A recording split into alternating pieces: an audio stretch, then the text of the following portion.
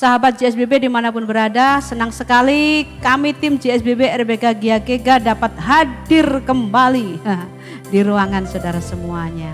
Ya, kali ini kita akan membuka kotak yang isinya tentang berbahagialah orang yang miskin di hadapan Allah. Tetapi sebelum kotak ini kita buka, ada kotak yang satu ini mau lewat. Nah, silakan menyimak. Silakan Eva.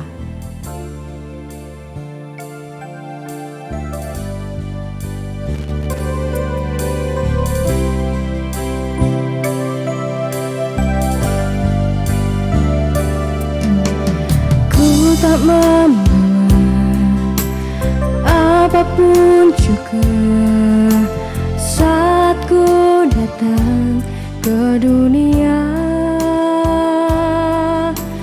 Ku tinggal semua padanya saat ku kembali ke surga. Inilah yang ku punya, hati sebagai hamba yang mau taat dan setia padamu Bapa. Kemanapun ku bawa, hati yang menyembah dalam roh dan kebenaran sampai selamanya.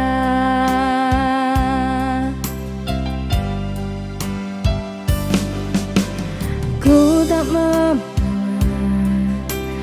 apapun juga saat ku datang ke dunia.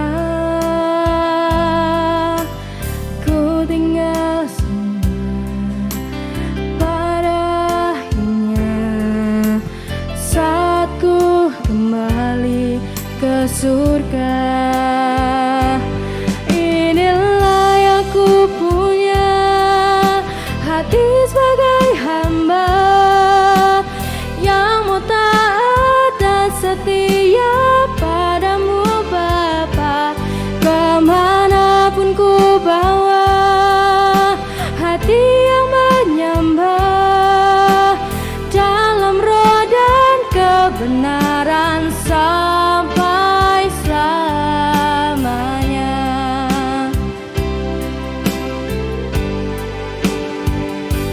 Inilah yang ku punya, hati sebagai hamba yang mau taat dan setia padamu Bapa. Kemanapun ku bawa, hati yang menyembah dalam roh dan kebenaran sampai selamanya. Dalam roh dan kebenaran sampai selamanya. Dalam roh dan kebenaran sampai selamanya.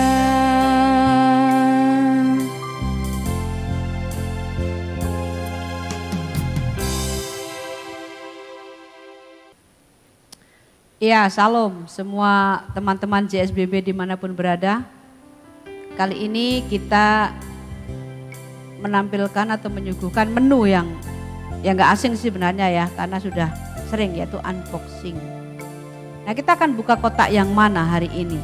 Di antara kotak yang begitu tebal Alkitab kita ini, kita akan membuka kotak di Matius 5 ayat 3.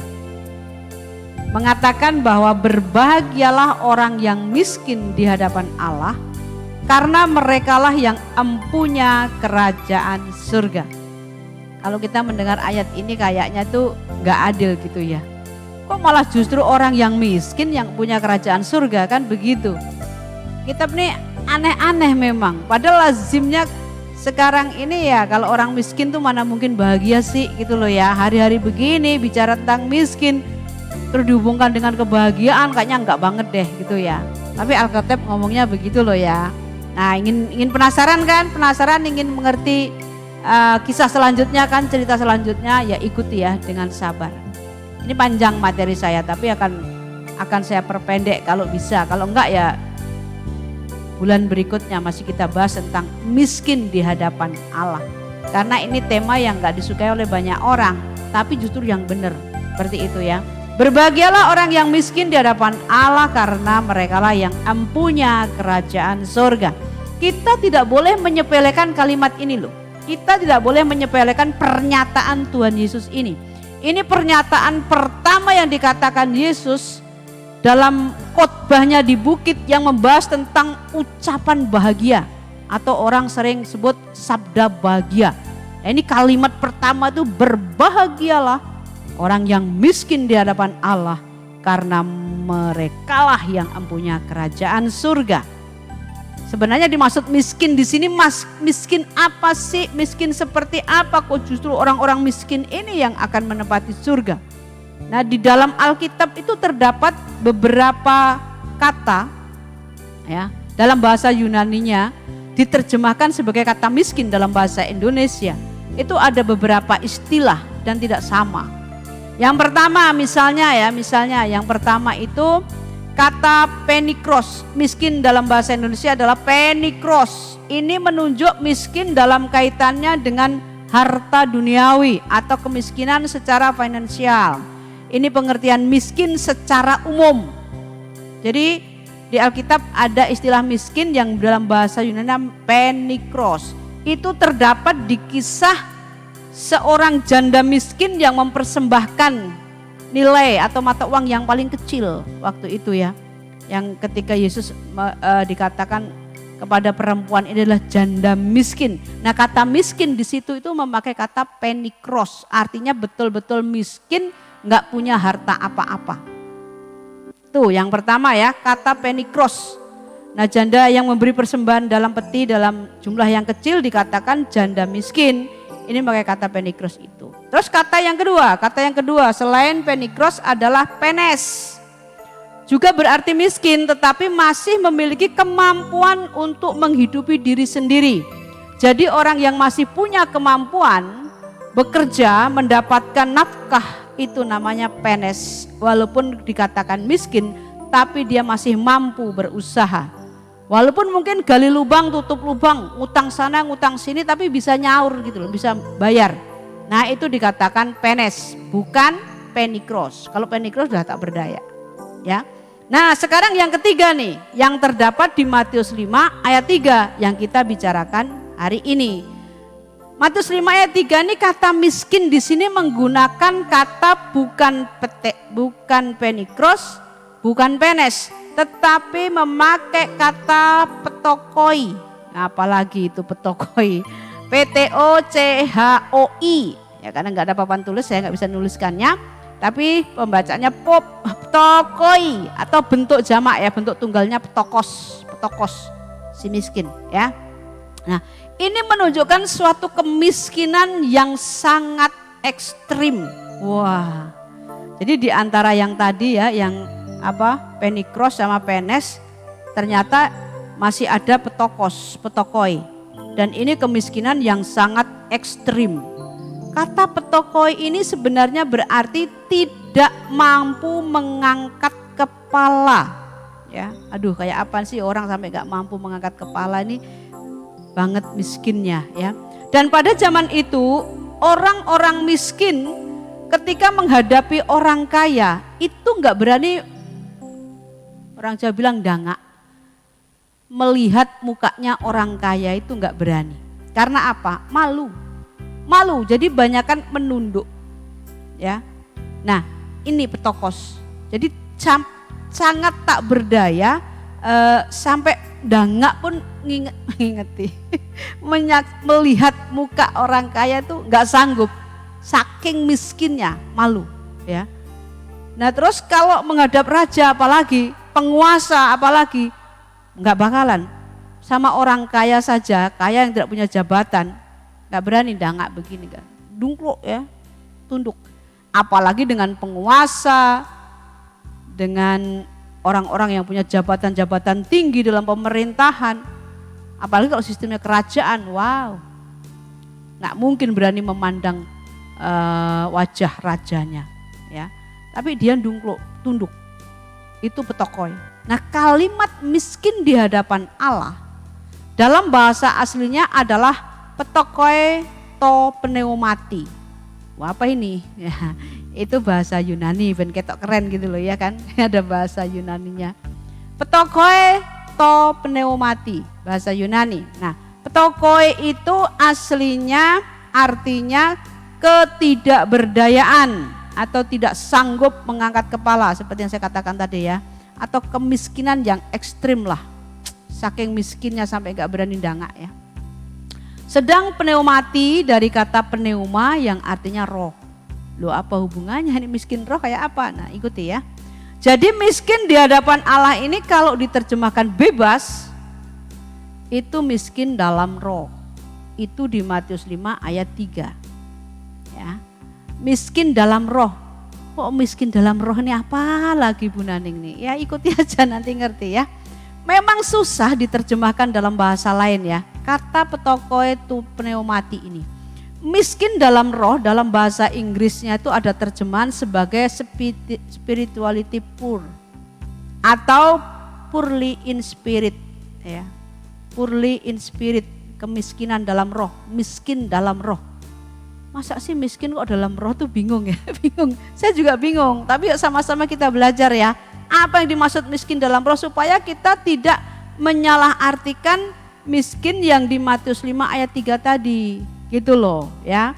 Nah, kata petokoi ini memiliki kaitan dengan kata petosen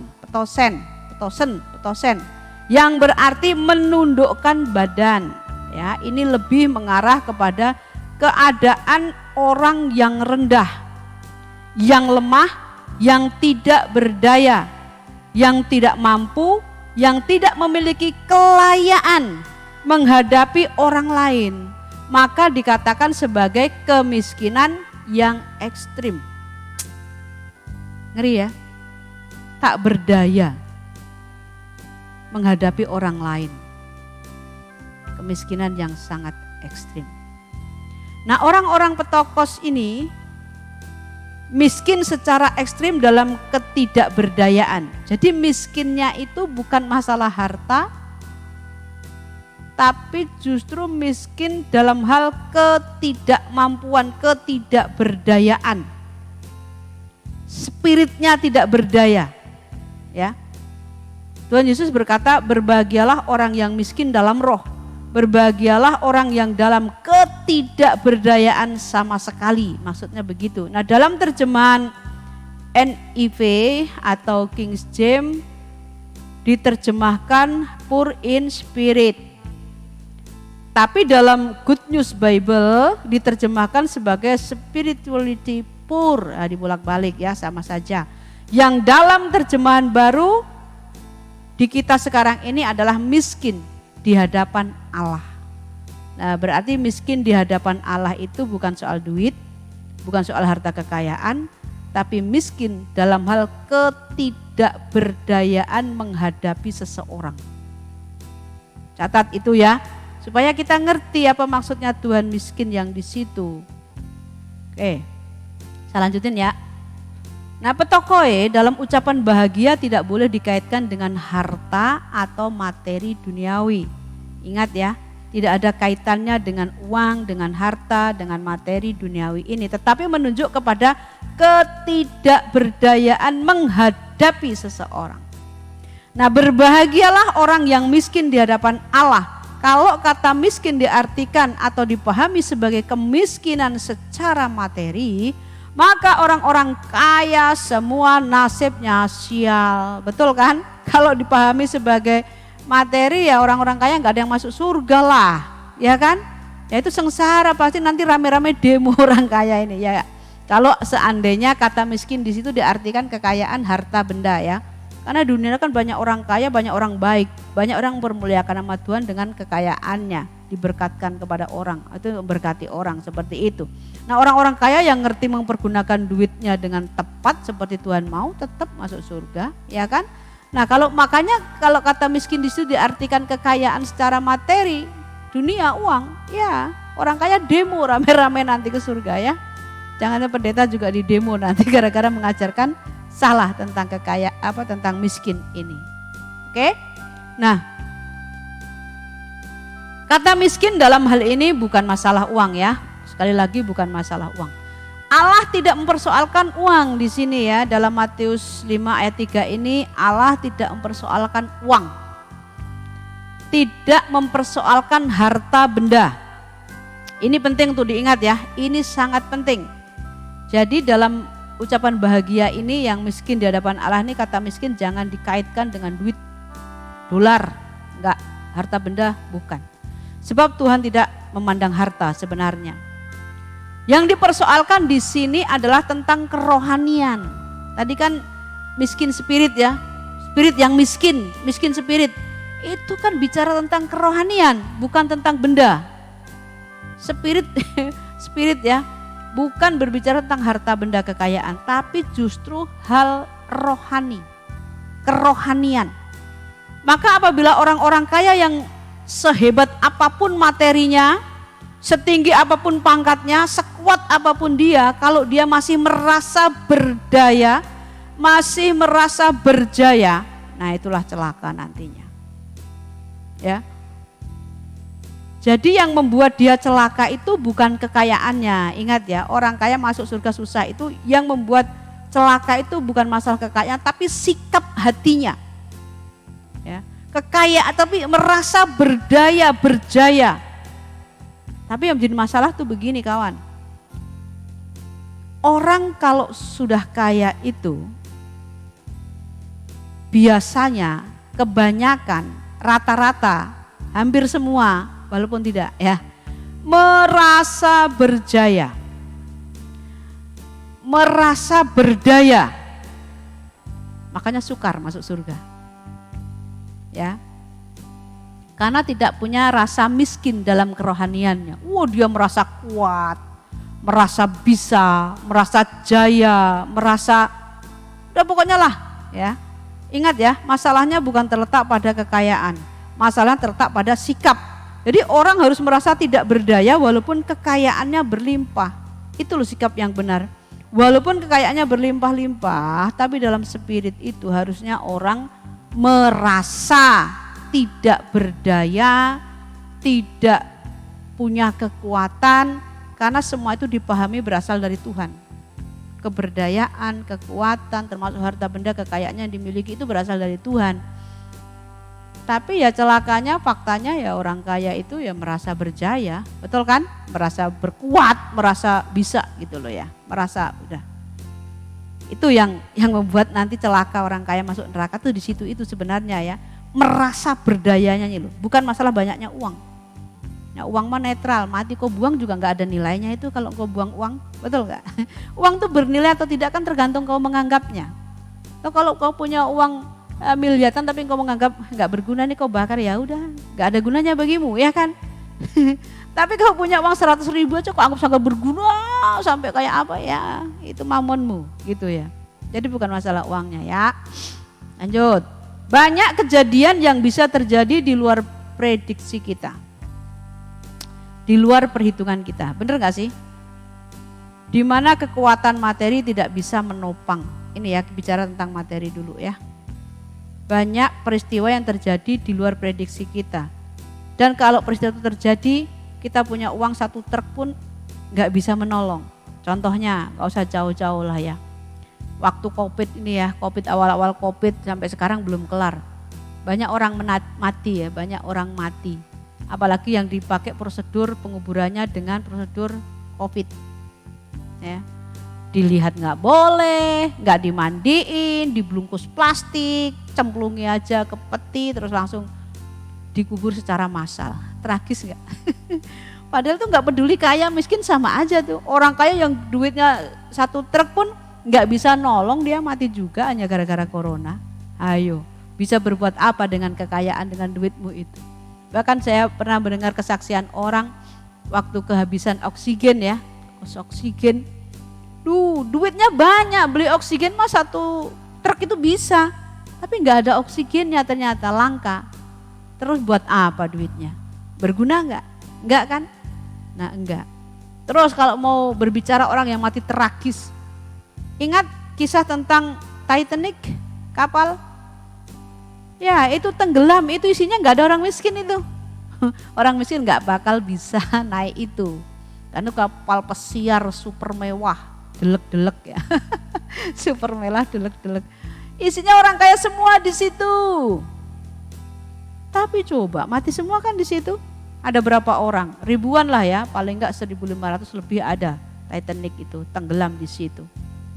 Bisa menolong kekayaan orang-orang yang punya kapal pesiar waktu itu yang buat atau penumpangnya kan orang-orang kaya-kaya semua. Enggak bisa kan? Tetap mati juga, tragis di situ. Misalnya lagi kalau kecelakaan pesawat terbang, ya walaupun naik pesawat itu tidak harus kaya sekarang ya.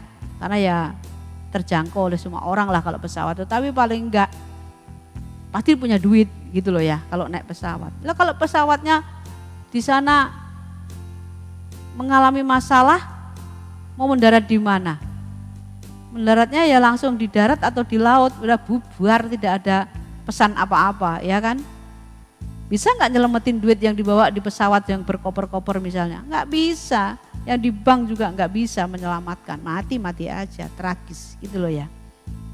Jadi kekayaan tuh sebenarnya ya tergantung kita menganggapnya loh ya. Terus banyak kejadian di luar prediksi kita, jadi janganlah yang punya banyak uang jangan merasa kuat. Ya, yang punya banyak uang jangan merasa kuat. Kasihan loh Anda yang kaya ini. Yang ngomong miskin tapi mengasihankan orang yang kaya. Loh memang iya, kasihan Anda yang kaya ini. Karena apa? Dengan kekayaan itu tanpa sadar jadi sombong loh. Kebanyakan orang begitu. Biasanya orang kaya itu jadi bengis terhadap orang miskin. Itu nggak usah ditutupi lah, banyak berita yang begitu kok.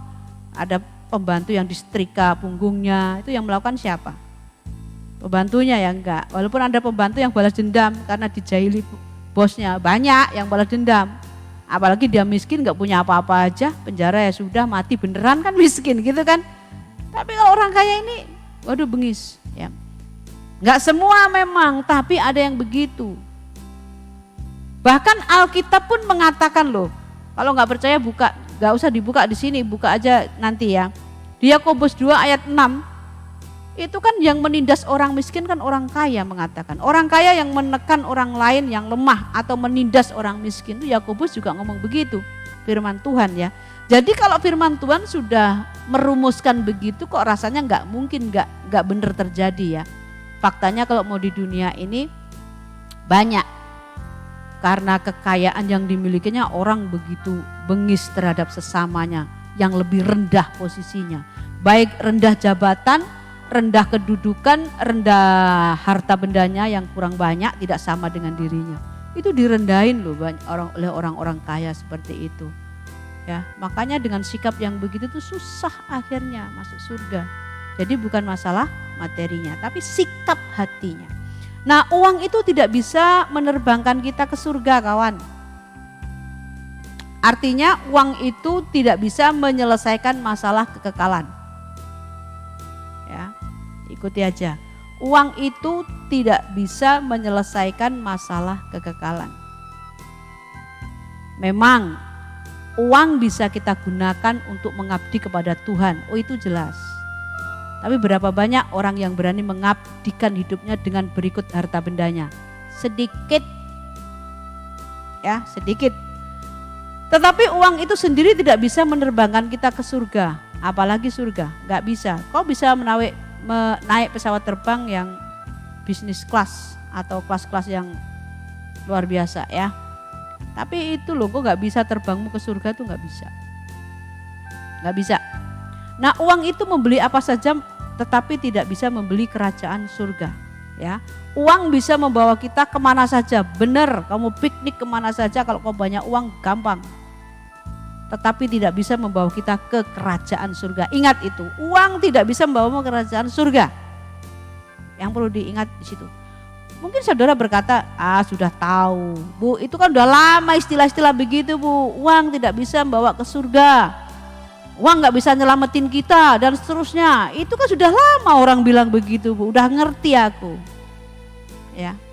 Dan tetapi ya apa artinya engkau mengerti, apa artinya engkau mengetahui kalau kau tidak mengetahui implementasinya secara konkret dari kebenaran yang uang tidak bisa membawa kita ke surga.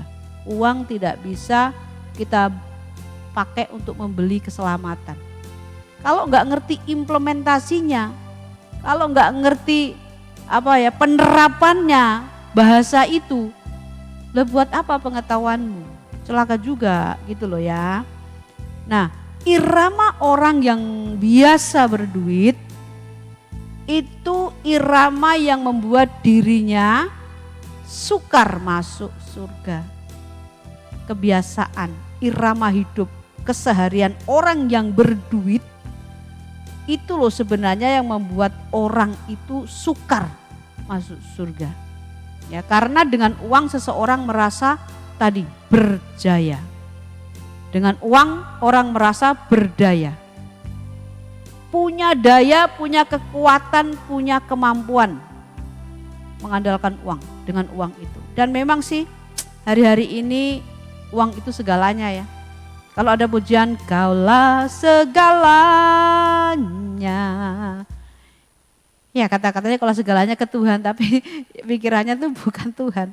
Uang yang banyak, dolar-dolar, investnya di mana-mana itu nyanyi kaulah segalanya. Uang ternyata begitu ya. Ya uang bisa menggantikan Tuhan tuh sangat bisa. Alkitab sendiri kan mengakui ya. Berhala yang bisa menyamai Tuhan tuh hanya mamon. Itu bicara duit, bicara kekayaan gitu. Itu Alkitab juga mengatakan hal itu, ya itu pasti terjadi begitu. Engkau nggak bisa, nggak mungkin saya punya uang, saya nggak menyembah duit kok. Enggak, duit kau sembah duit beli bakso kali ya kan. Tapi sikapmu terhadap duit itu yang bikin kau celaka gitu loh kawan ya. Uang bisa membeli jabatan, bukan rahasia sekarang ya. Melamar kerja, oh harus bayar sekian baru nanti bisa masuk. Kenal orang dalam bayar sekian. Itu kan bukan rahasia kan sekarang kan. Udah umum di mana-mana. Jangankan begitu. Uang bisa beli sarjana kok. Bener gak? Iya, uang bisa menggantikan ujian masuk perguruan tinggi, kedokteran dan lain sebagainya. Pakai joki istilahnya begitu kan untuk ujian saringan itu. Semua uang tuh bicara begitu tuh. Nah dengan begitu loh kau masuk neraka itu nanti. Bener gak dengan uangmu itu? Jadi irama hidup yang kebanyakan uang ini yang membawa ke neraka. Bukan masalah uangnya. Sikap. Ya. Uang bisa menyulap orang salah menjadi benar. Seabrek-abrek. Ya. Uang bisa mempengaruhi hakim untuk memutuskan yang salah jadi benar. Wow itu sangat bisa sekali. Uang ya. Jadi kalau ada istilah orang kaya susah masuk surga itu benar sekali. Bisa dibuktikan. Tapi ingat bukan masalah uangnya ya. Irama hidup orang yang kebanyakan duit. Sikap orang yang punya uang banyak itu yang membuat dia nanti tidak menyampai di kerajaan surga. Begitu powerfulnya uang sekarang ini. Ya, hal ini membuat banyak orang bisa lupa bahwa uang itu tidak segalanya. Maka Tuhan Yesus mengatakan bahwa hidup manusia tidak bergantung dari kekayaan. Ya, Tuhan Yesus itu memang luar biasa pengajarannya. Di tengah-tengah orang semua mengandalkan kekayaan, dengan tegas dia mengatakan bahwa hidup manusia tidak bergantung dari kekayaan. Seperti yang saya contohkan tadi, duit loh satu kontainer, naik kapal pesiar mewah, tenggelam di laut, bisa nyelamatin gak satu kontainer duitmu itu? Gak bisa kan? Nah, berarti emang tidak bisa menyelamatkan apapun. Orang di ICU itu loh, orang sudah sentak-sentik semua, selang semua ya. Taruh aja duit satu kontainer di situ, bisa hidup gak dia? Kalau Tuhan bilang no, check out, udah check out tetap aja. Jadi memang, duit powerful tapi di hadapan Tuhan gak ada gunanya ternyata ya. Nah kita mau pilih yang mana nih? Setelah mengerti pengertian-pengertian begini, ternyata duit tuh begini, kekayaan begini, dibanding dengan kerajaan Allah, dibanding dengan surga, dibanding dengan kehidupan kekal nih, ada artinya gak sih duit ini? Ya kan? Ada artinya kalau digunakan tepat, yaitu untuk mempermuliakan nama Tuhan. Nah, jangan sampai kita tertipu ya. Banyakan manusia sekarang tertipu loh, apalagi hari begini gitu loh. Di zaman orang yang hidupnya serba materialistis ya. Menjadi orang yang konsumtif, tukang beli-beli, matanya lihat langsung beli, mata lihat langsung pesen. Entah butuh entah tidak, pokoknya pesen aja dulu gitu. Orang begini ini gak hati-hati, binasa kawan-kawan. Jangan merasa terancam kalau tidak memiliki uang, betul. Ya, uang gak bisa nyelamatin. Kalau gak punya uang gak usah merasa terancam. Saya sering gak punya uang gak terancam tuh. Gak punya uang santai aja, bahagia hidup, ya kan? Karena hidup kan bukan dari uang, hidup kan nyawa kita, Tuhan yang ngasih. Nah kita nggak punya uang, kalau Tuhan masih kasih hidup pasti hidup, bener nggak sih? Berani nggak sih berpikir sederhana itu, percaya begitu dan dijalani begitu? Nah kalau nggak berani kan ada yang aneh pikiranmu. Orang Kristen meleset berarti ya, bukan orang Kristen. Oke, saya terusin. Biar kita uang banyak, kita harus selalu berkata, ku tak dapat jalan sendiri. Biarpun uang kita banyak, biarpun kekayaan kita tuh kayaknya 7 turunan nggak habis, tapi kita harus tetap berkata, Tuhan, aku nggak bisa jalan sendiri. Artinya tanpa Tuhan kekayaan itu nggak ada artinya, nggak bisa nyelamatin gitu ya. Ada lagu itu bisa kawan-kawan, lagu lama yang generasi milenial nggak ngerti nih. Kalau generasiku pasti ngerti ya.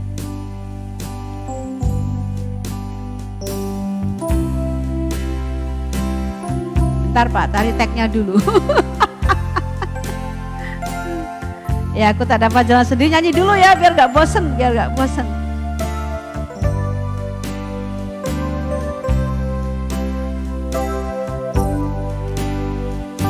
Ku tak dapat jalan sendiri, Tuhan tolonglah daku, biarlah sinarmu menerangiku, sebab ku tak dapat jalan sendiri. Bila ku jalan di lembah sunyi,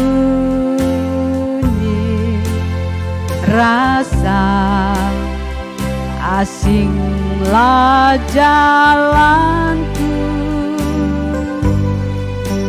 Tuhanku perlu pertolonganmu, sebab ku tak dapat jalan sendiri.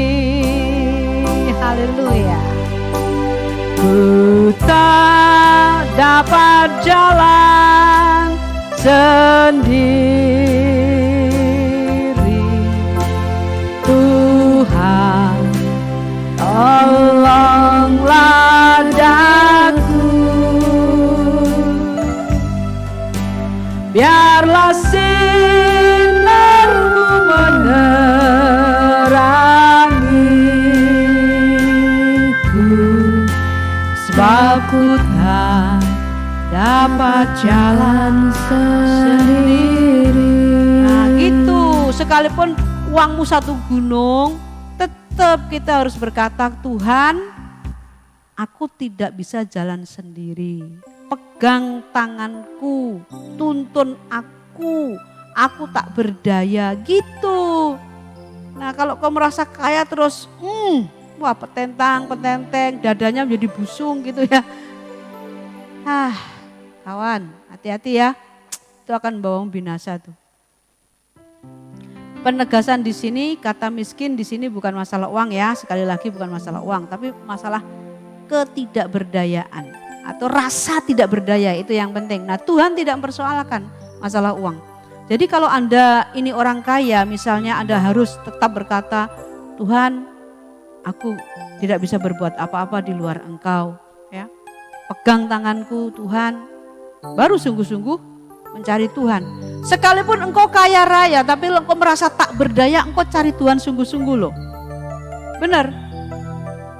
Tapi kalau dengan kekayaanmu engkau merasa berdaya, merasa kuat, merasa nyaman, merasa teduh, tenang, engkau nggak akan cari Tuhan. Nah di situ masalahnya yang membuat orang kaya itu masuk neraka tuh begitu itu, susah masuk surga. Karena merasa berdaya gunanya ini loh ya, merasa punya kekuatan. Orang yang miskin di hadapan Allah ini orang yang mencari Tuhan dengan sangat atau sungguh-sungguh, pasti karena ketidakberdayaan. Ya, makanya orang yang miskin di hadapan Allah karena dia yang memiliki surga kan gitu. Dan miskin di situ tuh adalah orang yang pasti karena kemiskinannya merasa tidak berdaya, lalu dia mencari Tuhan sungguh-sungguh. Tapi ada konyolnya begini, sudah miskin harta, miskin kekuatan, tidak mencari Tuhan, malah repot ya. Ada tapi model orang-orang begini sudah miskin, gak punya duit, gak punya harta, miskin karakter, gak mau cari Tuhan lagi. Ya itu miskin selamanya, sampai di neraka sana miskin tetap miskin ya. Sampai di kekekalan maksud saya ya. Orang begini tetap miskin, walaupun secara harta memang miskin, tapi ternyata secara karakter juga miskin. Tidak merasa perlu Tuhan, butuh Tuhan. Karena nggak merasa perlu ya, maka dia nggak mencari dengan sungguh-sungguh. Padahal orang yang mencari Tuhan sungguh-sungguh itu pasti ditandai oleh Tuhannya. Pasti ditandai. Orang yang sering nongol di hadapan Tuhan, itu pasti dikasih ciri, dikasih tanda sama Tuhan. Gak mungkin tidak. Ini contohnya ya. Saya seorang hamba Tuhan. Saya sering perhatikan jemaat yang datang ibadah, datang komsel. Saya mesti ngerti orang ini rajin. Orang ini baik. Orang ini karena sering ketemu. Dia sering nongol menampakkan muka di depan saya. Maka saya ngerti orang ini rajin, setia dan seterusnya. Pasti saya kasih tanda, ciri. Maksudnya dalam ingatan saya ingat orang ini rajin. Nah makanya kalau saya punya sesuatu, orang yang saya paling ingat adalah orang itu. Jadi kalau saya punya berkat ya saya ingin berkati. Itu kalau manusia saya. Tapi ya saya pikir Tuhan pun pasti gak jauh begitu. Orang yang sering mencari Tuhan dengan sungguh-sungguh itu akan ditandai oleh Tuhan. Kalau mati ketemu, dikenal langsung. Nah orang yang gak mencari Tuhan loh. Ya Tuhan maha tahu bener, tapi ya orang jagat begini, kalau kita yang nggak sering nongol ke hadapan Tuhan ya, saya seneng mau Tuhan kan begitu ya, nggak pernah hadir ya, ya udah mati ketemu siapa lo? Ya, kalau cukup pengen cari Tuhan, kalau Tuhan bilang aku nggak kenal kamu gimana? Wong waktu di dunia kamu nggak perlu Tuhan, waktu di dunia kamu nggak cari Tuhan, waktu di dunia kamu nggak sungguh-sungguh mencari Tuhan, sehingga Tuhan nggak kasih ciri tertentu, nggak kasih tanda. Nah giliran mati sok-sokan lo pengen ketemu Tuhan. Ya Tuhan bilang lah aku gak kenal kamu, di dunia kamu gak pernah mencari aku, gak pernah nongol di hadapanku. Sementara umatku yang lain lo jam 5 pagi udah mencari aku, mencari wajahku. Yang sono malah jam 3 pagi, yang situ malah kadang jam 2 juga sudah berlutut mencari wajahku. Lah kamu gak pernah mencari aku, kok mau cari aku sekarang udah telat, sono. Celaka gak? Celaka kan? Celaka, makanya ayo cari Tuhan sungguh-sungguh ya. Nah orang yang merasa tidak berdaya begini, itu akan cari Tuhan sungguh-sungguh. Bisa dibuktikan deh, banyak kisah, banyak cerita justru dalam keterpurukan, dalam menghadapi masalah sampai orang tuh betul-betul gak berdaya, sampai kayaknya hopeless gitu ya. Udah Tuhan aku nyerah, Tuhan turun tangan, Tuhan tolong, bangkit dan seterusnya. Dia mau cari Tuhan sungguh-sungguh. Jangan sampai sudah miskin harta, miskin karakter gak cari Tuhan. Celaka, 12 celaka ya.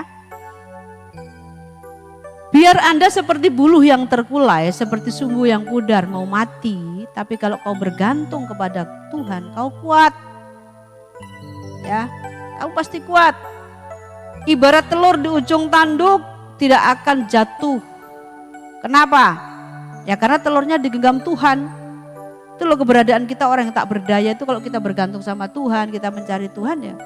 Walaupun kita kayak telur di ujung tanduk gitu ya, tanduknya nggak akan nancep ke sana. Karena apa? Telurnya dipegangi Tuhan, dilindungi, ditolong Tuhan, ya, sehingga tidak pecah. Sebaliknya, kalau kita nggak mencari Tuhan, ya kayak telur di meja pun nggak disentuh ya, bisa pecah sendiri karena tidak digenggam oleh Tuhan. Bisa hancur sendiri hidup kita. Nah saudara mungkin sekarang banyak yang lemah. Kita banyak yang lemah ya. Banyak, kita memiliki kelemahan banyak sekali. Mungkin lemah ekonomi, lemah relasi, tidak punya apa-apa. Bagus-bagus aja semua itu. Karena apa? Dengan demikian membuat kita hanya bergantung kepada satu pribadi, yaitu Allah. Ya. Anda semakin merasa miskin di hadapan Allah, artinya semakin tidak berdaya, Allah akan turun menopang saudara. Tidak ada kata kecelakaan dalam hidup orang yang mengasihi Tuhan. Ingat ya, tidak ada kata kecelakaan dalam hidup orang yang mengasihi Tuhan. Tapi kalau diizinkan sesuatu tentu dalam kontrolnya Tuhan. Makanya saudara jangan merasa kuat. Kalau orang sudah merasa kuat biasanya menindas orang yang lemah. Oke? Nah orang-orang yang memiliki kekayaan tidak ingin orang tahu dia kaya. Dia mau show kalau dia kaya. Biasanya juga show dengan cari lawan. Ya, sedikit masalah juga diributin. Dia mau tunjukin dia kuat. Ya, orang-orang kaya banyak sih yang berkarakter begini ya. Lihat aja kalau di jalanan tuh. Antara mobil dengan sepeda motor. Ayo. Kalau mobilnya keserempet motor. Nanti yang dari mobil tuh keluar udah. Yang keluar tuh matamu di mana? Sepeda motormu itu. Harganya hanya seperti ban mobilku satu ini. Gitu nanti kata-katanya. Ya kan? Banyak yang begitu ya. Terus gak sabaran. Bunyi klakson juga gak sewajarnya. Tahu gak bedanya anak Tuhan dan anak setan? Itu dapat dikenali dari cara bunyi klakson aja udah ngerti loh kita loh. Kalau anak setan bunyiin klakson begini. Din, din, din, din, din, gitu. Itu anak setan tuh. Tapi kalau anak Tuhan bunyi tuh Pak. Din. Nah gitu aja ya. Gitu anak Tuhan. Tapi coba kalau anak setan yang naik mobil. Waduh apalagi mobilnya Ferrari gitu ya. Atau Alphard dan sebagainya. Wah itu tin-tinnya itu gak sopan gitu loh. Kalau orang jantungan di sebelahnya itu bisa mati mendadak itu. Seperti itu ya. Yang itu kebanyakan dilakukan oleh orang-orang yang begitu itu. Jadi ya gak berlebihan ya. Kalau Alkitab mengatakan orang kaya itu susah masuk surga. Karena kekayaannya dia merasa kuat. Dan dia pengen show dengan kekayaannya itu. Kalau sekarang banyak flexing, pamer kekayaan lah, itulah tanda-tanda dunia udah mau kiamat ya. Hati-hati kita hidup. Terus selanjutnya ada orang-orang kaya yang seperti itu memang. Yang seperti saya ceritakan. Pengen menunjuki jagoan, kaya, masalah kecil diributkan. Ayo sampai mana? Gue ladenin gitu ya. Pengadilan, gue ladenin. Nah gitu. Antangin orang-orang yang punya duit begitu. Ada orang-orang kaya seperti itu sampai tidak sadar kalau itu kesombongan yang luar biasa. Ya, ada orang-orang yang tidak menyadari bahwa perbuatannya itu menunjukkan kesombongan yang luar biasa. Ya, biasanya orang-orang seperti itu juga menindas orang susah. Siapa saja yang bisa diomeli, dia akan omeli. Sopir kah, pembantu kah, asistennya kah, dan seterusnya. Wah kalau ngomel dengan orang yang merasa dia bayarin gitu ya. Seenak udulnya sendiri loh. Serius. Ini bukan rahasia, bukan rahasia. Sering saya melihat menyaksikan hal beginian tuh terlalu sering. Makanya saya berani ngomong. Benar, orang yang melakukan tindakan semena-mena terhadap asisten rumah tangga, ya kan? Terhadap drivernya, pegawai-pegawainya. Seenak-enaknya apalagi kalau lagi pusing, duitnya lagi habis nggak bisa gaji mereka. Wah pura-pura marah tuh biar gak dituntut gajinya gitu kan. Ada orang-orang yang seperti itu. Dia mesti tunjukkan kekuatannya. Dan biasanya menggunakan kata-kata yang bisa nyakitin ya.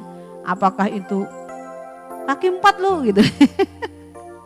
Ya, ada kalau gak dasar gitu. Dan seterusnya kalimat-kalimat itu bisa keluar. Ya, dari orang-orang yang merasa berdaya, merasa kuat, merasa punya segalanya. Ada pepatah umum tuh bilang begini, anjing biarkan anjing, tetapi jangan dibuat gila.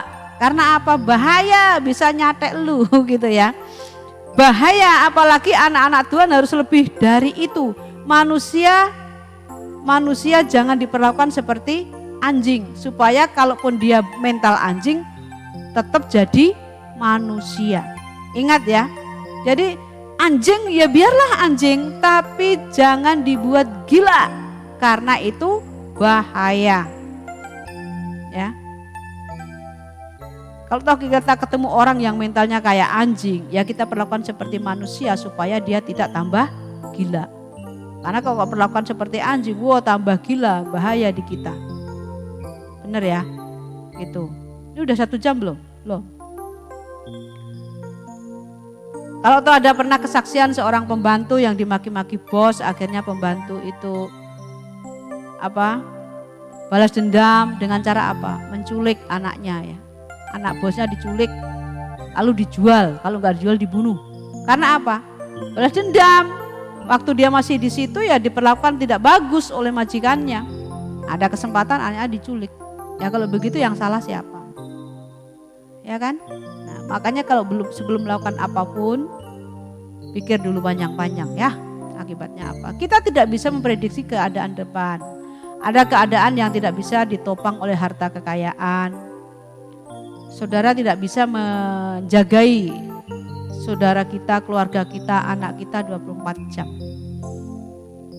Anda mau kaya, mau hebat, mau punya relasi, mau punya prestasi, pejabat, tetapi Anda tidak bisa menjagai orang-orang yang Anda kasih selama 24 jam.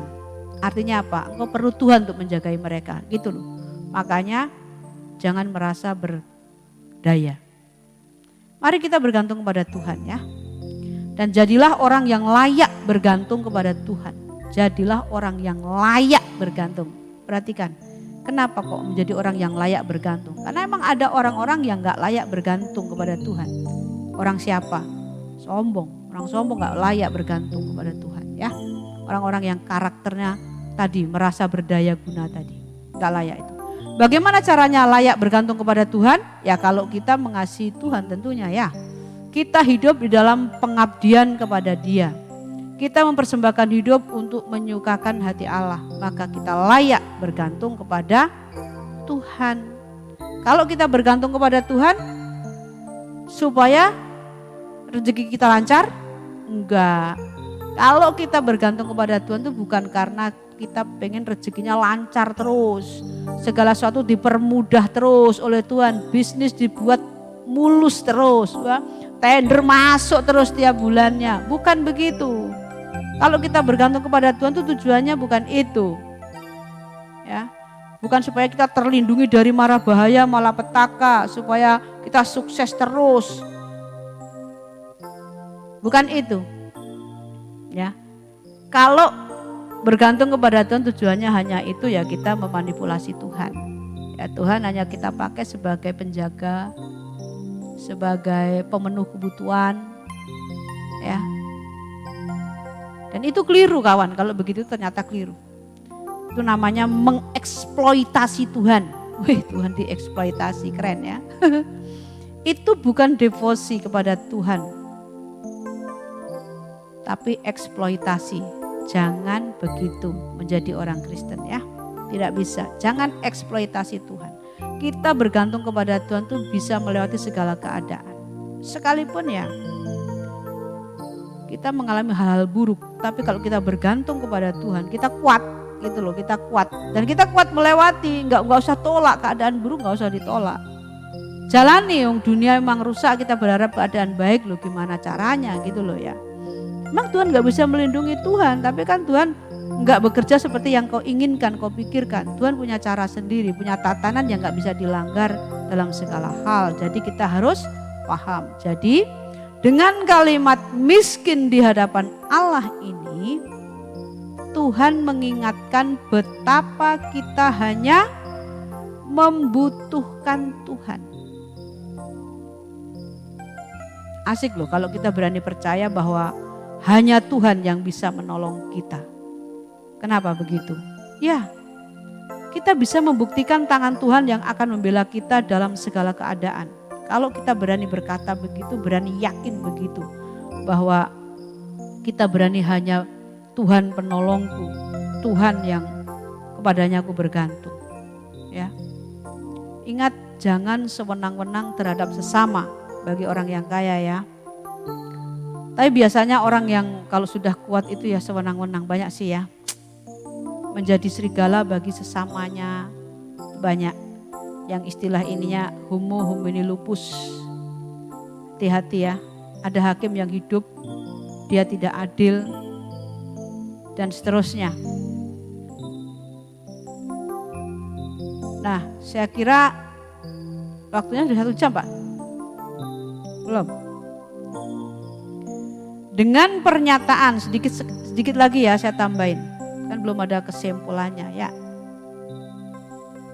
Dengan pernyataan miskin di hadapan Allah ini, Tuhan mengarahkan kita untuk fokus kepada kerajaan surga. Dan tidak mengarahkan diri kepada harta dunia. Dan miskin di sini adalah berbicara tentang secara rohani, bukan duit ya. Merasa tidak mampu, tidak berdaya. Artinya selalu merasa perlu Tuhan. Sehingga kalau orang memerlukan Tuhan pasti mencari Tuhan. Kalau seseorang mengarahkan dirinya kepada harta materi dunia, maka ia tidak akan memberikan perhatian kepada perkara-perkara surgawi secara patut atau sepantasnya.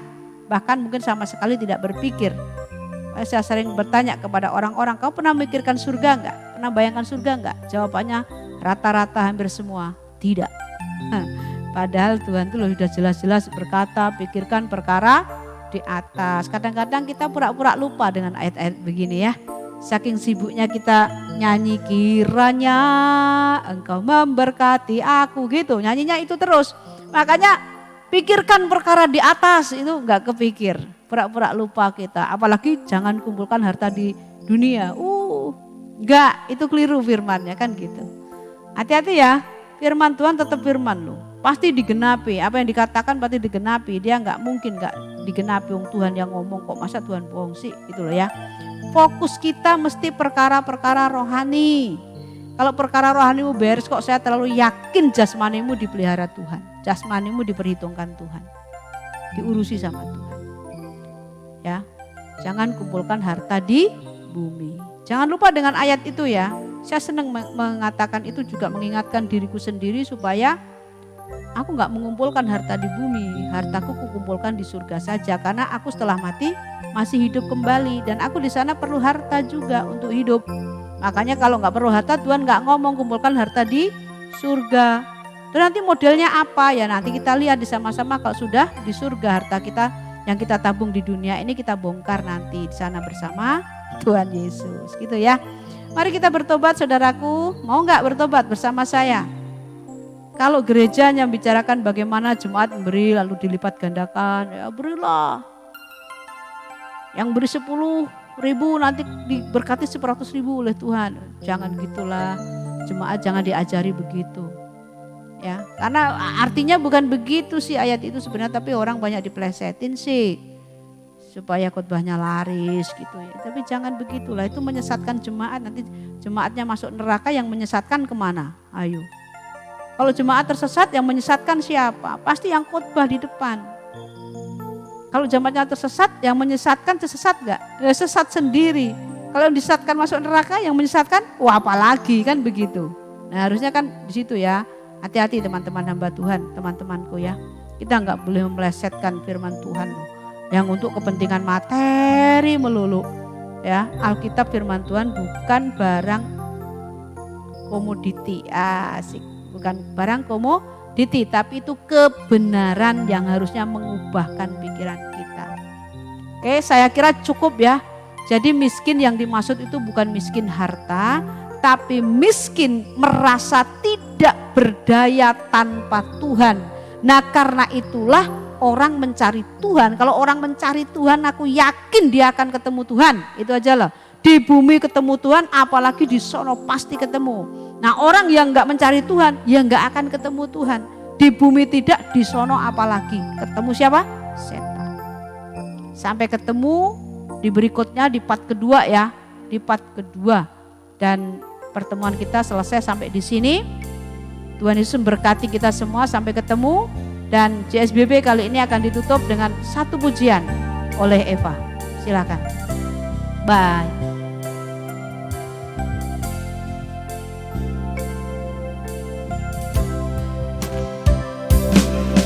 Engkau Tuhan yang setia,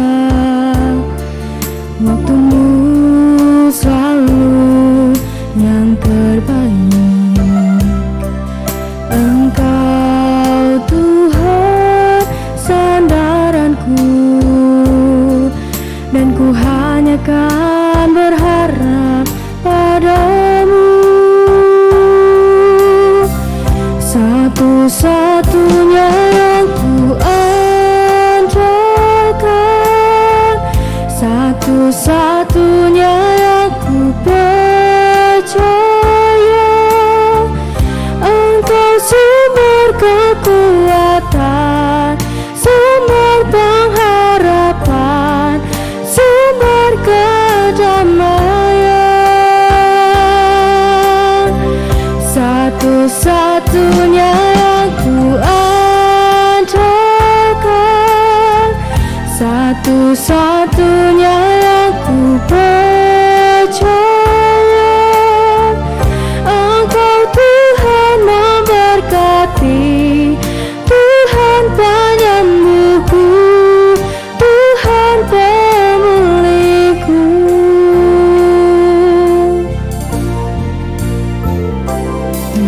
Engkau Tuhan yang setia, waktumu selalu yang terbaik. Engkau Tuhan sandaranku, dan ku hanya kan berharap padamu.